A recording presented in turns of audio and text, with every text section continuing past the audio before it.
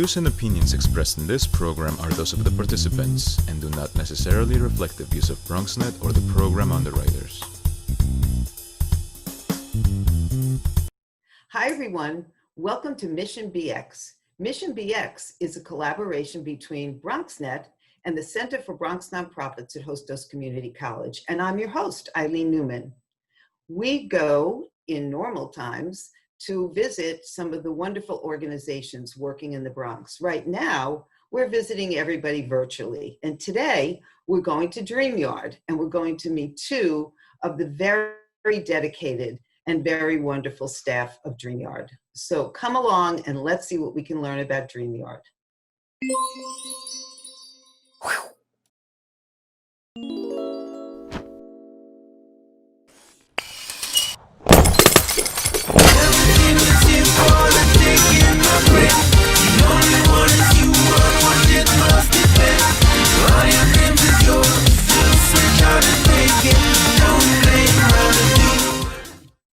Hi everyone, I'm here with David Flores, known as D-Flo. We have to say that because that's what I'll be calling him. And Denisse Cotto-Reyes from Dreamyard, a great, great place in the Bronx doing wonderful work. And so I'm really thrilled and excited to be here with them because I know Dreamyard a bit and I've worked with two of the people there. And so we're going to talk about a whole bunch of things, including not just Dreamyard and the work they do, but also the Bronx Relief Fund, which they are very much a part of. So thank you both for doing this. Thanks for having us, Eileen. So here's my first question that I think everybody will be interested in because Dreamyard does so much. So what do you think the primary work is, would you say, of Dreamyard? And you can, take turns or answer. One person can answer, the other can fill in. Feel free. It's not like last night where you're screaming at each other at the debate. I'll let you want to go, Denise? Sure. I'd say Dreamyard collaborates with youth, families, and schools in the Bronx to create pathways of equity and opportunities throughout the Bronx. And, we're an arts-based organization, and we think of arts as a very high-minded study, a very important cornerstone of culture, and a definite method of creating the change that we so desperately want to see in the world. I think it's important to note that our work is in the Bronx. We're in work with over 40 schools in a variety of in-school arts and education programs, and it's so exciting to talk with you about all of this today. And I didn't realize that you were in all those schools. So you have a whole plethora of teaching artists then. We do, and our residency schedule is about 30 weeks for our in-school programs. Students can come in and learn about a particular art form. We have programs in theater and poetry, dance and music, visual arts and maker, and they're learning those arts, weaving in lessons in social justice and anti-racist programming. And really, it's about participants coming together, making things, celebrating themselves, celebrating their communities, and sharing that in the Bronx. And Denisse, what do you do there? I mean, what's your title? And what does that mean? Yeah, I'm a digital learning program coordinator. And so we really help with technology support and help with professional development support. And I started as a student at Dreamyard. So we have about 150 residencies, and I was in one of those residencies as a student. I started in 5th grade, and so I've really moved on in every aspect of Dreamyard, including from in school to after school to interning at Dreamyard. I went to the Dreamyard high school. I've been everywhere in Dreamyard. That's great. And D-Flo, what about you? I know what you do for the fund, and we can talk about that, but what do you do there? I'm an artist in residence with Dreamyard, and for me that means a variety of different things. I work in documentation, so I produce a lot of the photographic and moving image documentation of Dreamyard and Dreamyard programming. I also teach residencies. Denisse is a proud graduate of Dreamyard Preparatory High School. I've been in residence there for a number of years, teaching photography and the moving image. And I absolutely love my Dreamyard family. It's very much much a part of my artistic practice to be this intimately involved in the organization and with the Bronx. And I do have to say that DFLO has beautiful photographs. We've seen some of them. I can attest to that. And I'm sure you can too, Denisse, there. Yeah. And what about film? Is there any work in film there too? Yes, we do a lot of different types of moving image pieces. We've done projects that are based in social justice, such as PSAs, but also things that are simple, like celebrating the joy and happy experiences that we have with our families and our communities. I think that's a really important part of social justice work, is being able to see yourself in space, your culture, your community, and lift that up and have that amplified with other folks that are working with you in your community. Right. And Denisse, tell me about the school. This one school, right? Or are there now 15 schools that just grew overnight because Dreamyard just does that? The junior high school experience, I was the second graduating class. I was a dance major. I went to poetry after school. I was very popular in terms of always being invited to art events and performance, and I've met a lot of great mentors there. And I mean, I was one of those students that really helped shape what Dreamyard is today, and I'm really proud of that. Denisse helped me, really, when I came to New York, one of the first projects that I got to be involved with Dreamyard was making a series of photographs for our poetry festival. And Denisse was one of the first artists that I made. That was one of my first direct contacts with an artist in the Bronx, things that we're thinking about. And Denisse has had an epic imprint on the way that I view Bronx art and the way that I view community-based art. Yeah, I've known David. We were talking about earlier. We've known each other for 15 years. I know, it's crazy. I know. When you realize that, when I think about how long I've lived in my apartment, I think, whoa, how did that happen? How did that happen? Yeah. And we have a question. I have a question. The Breonna Taylor, did you do that? Oh, back here, yes. I did a series of drawings over the summer. I'm a photographer. Right. But I do a lot of hand drawing and some poor attempts at printmaking. But this was one of the pieces that I made this summer with my family here in the house. I live up in Washington Heights. I'm just right over the Washington Bridge to University Heights in the Bronx. So we're all close up here. Yeah, which is great. So Denisse, tell me so you go to the school. And what happens there that's different than MS 231 around the corner or whatever? I made that up. What was the that's in terms of like the in-school programs department. We go, the coordinators and the department directors go, and they have different jobs, but the directors sort of like look at and visit the classes, help with the classes, and sort of guide the teaching artists if they need any help or any support, whether it's with the curriculum maps or with like how to partner better with their teaching partners. Mm-hmm. Well, now things have changed because of COVID, but yes. So things are now virtual. So that's different. And so the coordinator role is to help also support the teaching artists and and also make sure that the curriculum map is also so there's social justice in there as well, you know.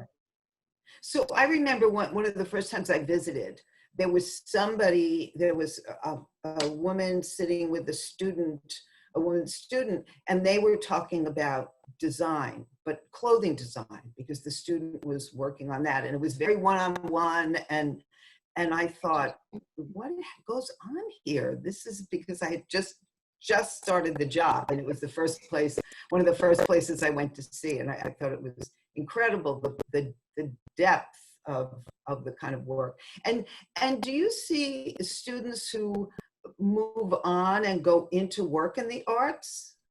Does that happen, or? We do, but I think that's not necessarily the end goal. I think art it's a language, and I think the more languages that we all have access to, that we can both communicate in and receive information from, I think the stronger type of citizenry, stronger type of community that you're building. Art helps with problem solving. It helps with self-confidence. It helps with developing closer relationships. And, you know, we have lots of folks that have come through the Dreamyard project that have gone on to professional arts careers, but we have folks that have come through Dreamyard that have gone on to all kinds of professional types of careers, whether it's in real estate or other forms of business or social justice activism. The folks that come through our program, they are learning art as a communication language, and they bring those things that we weave in, our social justice pedagogy, our anti-racist curriculum, and they bring that to whatever field they choose to pursue. And that to us is the success. It's not necessarily about creating a wide body of professional artists. It's about creating access and touch points for a stronger, more informed, activated, creative community. That it's like the mission of, it sounds like the mission of Dreamyard, the mission of the school, and you both really are indicators of that. And which of course is why Dreamyard would be so actively involved in the relief fund. So we're gonna have to take a break. And then when we come back, I want to talk about the work in the community and talk about the relief fund. And of course, anything that you feel you want to tell us about Dreamyard that I don't ask a question about, please do. So we'll be right back. When taking public transportation, don't touch your phone. Carry hand sanitizer and use it immediately upon leaving the bus or train. Avoid touching your face. If someone is coughing or sneezing, move away. Wash your hands with soap and water as soon as possible. Limit contact with poles. If possible, avoid rush hour. Don't eat or drink on public transportation. Keep your bag off the floor or other surfaces. Avoid directly touching turnstiles. Stay up to date with the latest from your local health department and CDC.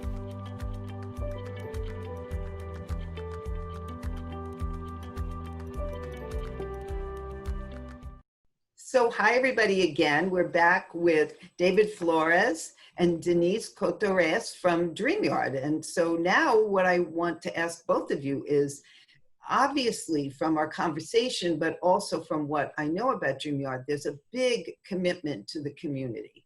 So I know that there was an event for giving kids backpacks in the community, and that was sort of complicated because of the virus, but somehow magically you managed to get supplies into the hands of community members. And I know that I've been at meetings where you've talked about having hundreds of masks that somebody had donated, or thousands of masks. So tell me a little bit about the community work.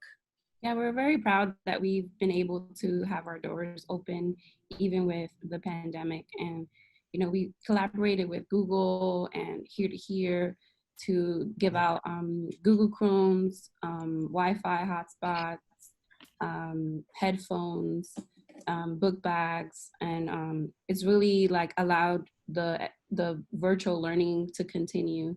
Hence my title. Was that a new title that came? Was that a COVID title? No, it was actually already a department, but now it's like because of COVID Now now, it's different. everything Yeah, is remote. So right. yeah, and also like hand sanitizers, like you mentioned, and masks. So And are the students back?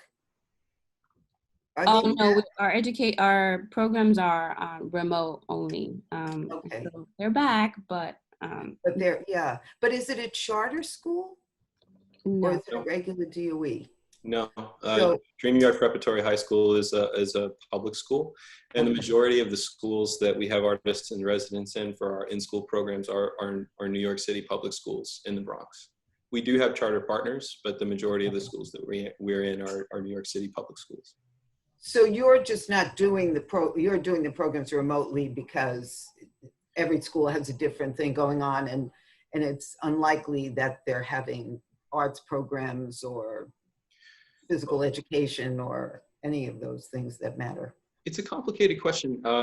You know, we're all watching guidance. Every school and every learning community is different.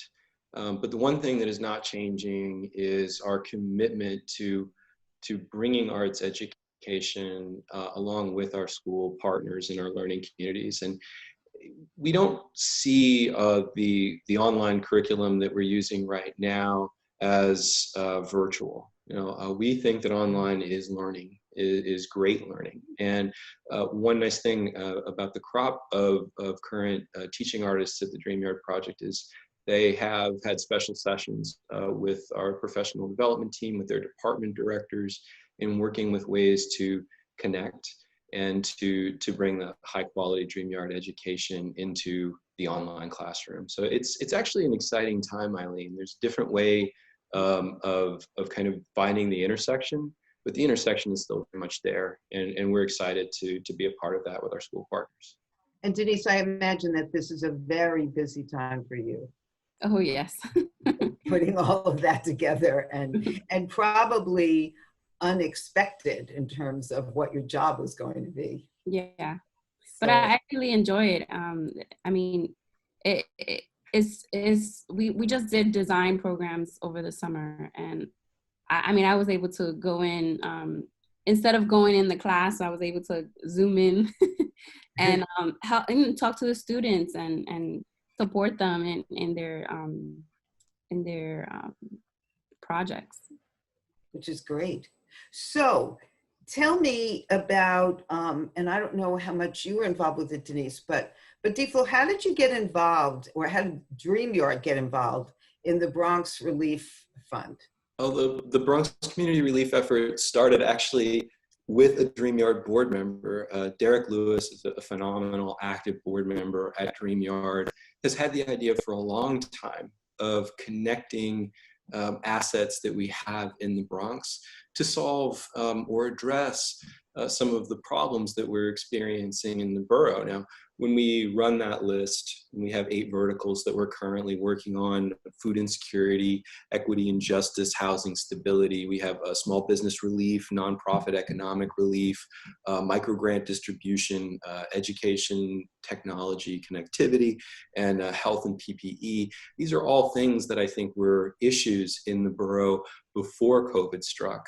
But when COVID hit, Derek's leadership brought about the Bronx Community Relief effort. And there's a variety of nonprofit partners that are working to address these issues in the complicated and trying times that we're in. So I got involved with a phone call from one of the co-executive directors of Dreamyard, Jason Duchin, called me and said, "Hey, Derek Lewis would like some help with a website." That's how it started. Now it's clear to me. I was hired on and worked just as a freelance with Derek on developing the look and feel for the site and helping flesh out some core technologies that we'd have behind communications and fundraising. And I had a great time doing that, but now I'm working in a volunteer capacity with the relief effort, and it's one of the most rewarding projects that I've worked on in some time. I'm really having a great time, in particular, and I've gotten to work with you on this a bit. I know, it's been so much fun, and I thought, and see, now I learned something from this, because I thought you were like computer guy at Dreamyard, and then who sort of did this photography thing that we got to see one time, but I didn't realize that that was what you were doing, and that the whole other piece came later. I think, you know, like, and I'm not an exception in this. I think the artists that are at the Dreamyard project, they're very much full-time professional artists. I'm a full-time professional artist, but the way that we divide our time in working on projects in our communities, whether they're our family communities, our living communities, our learning communities, we're all thinking about the assets that we bring into those spaces.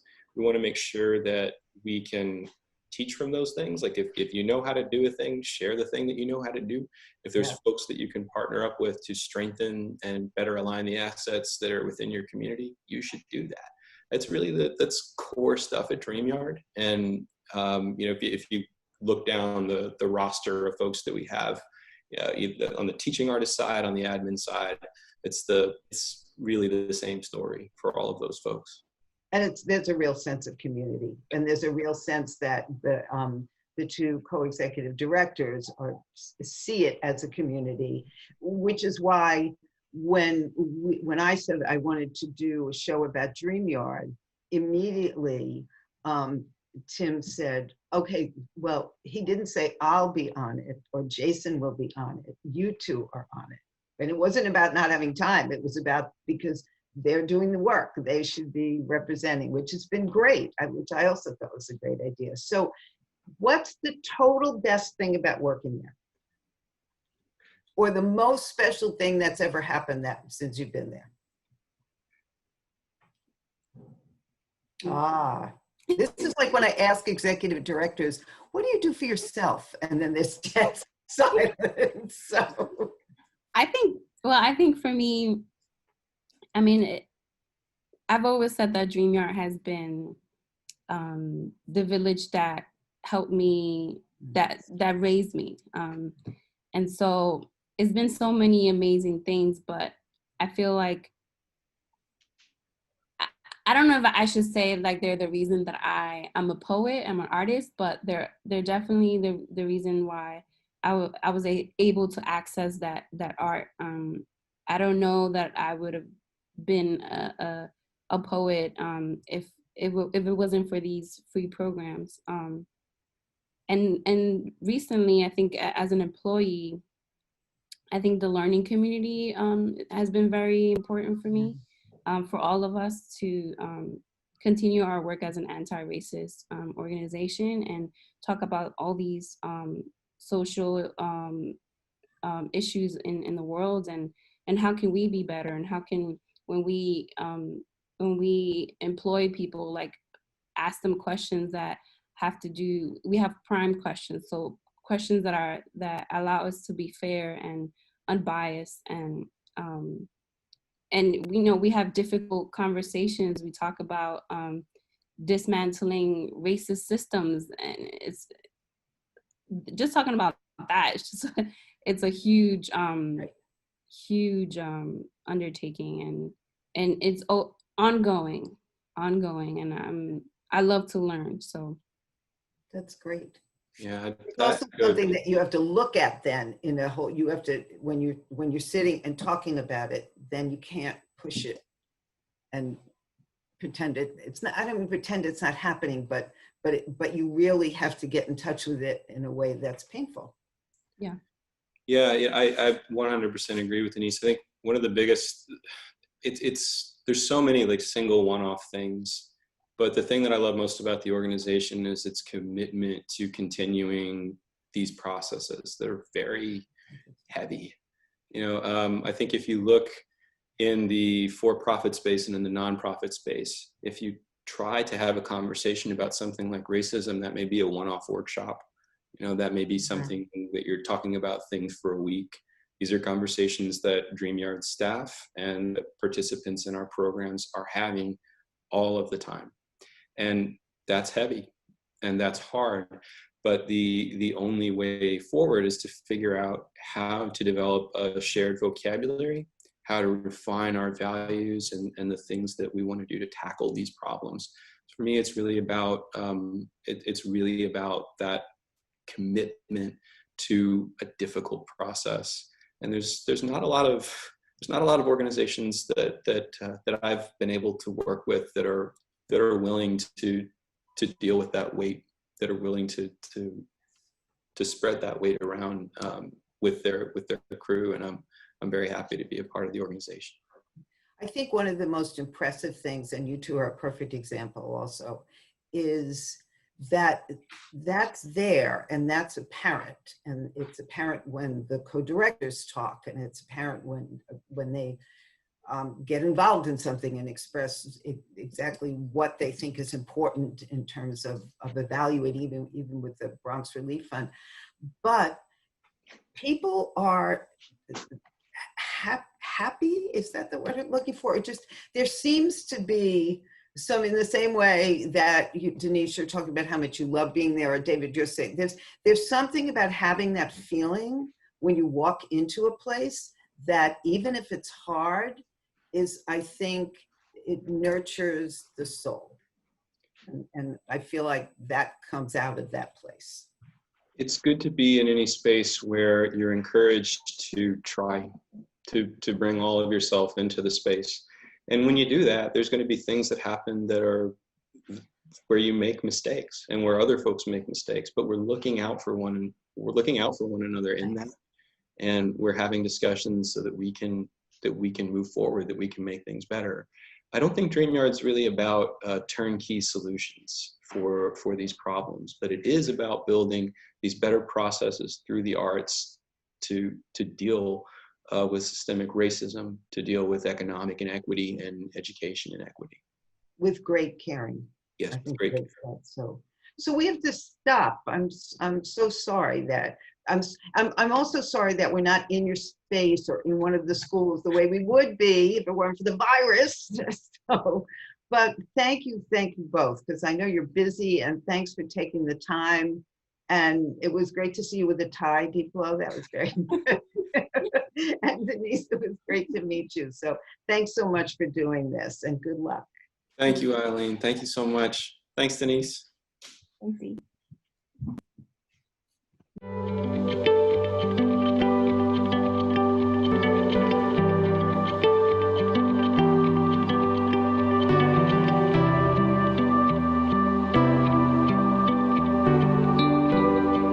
Unfortunately, that's all we had time for. I could have talked to Denisse and David for a long time about the work of Dreamyard. Remember though, if you want to see the show again, just go on BronxNet.tv and look for Mission BX, or if you missed it, or if you'd like to tell your friends about it. And join us next time when we go to see yet another wonderful nonprofit working in the Bronx.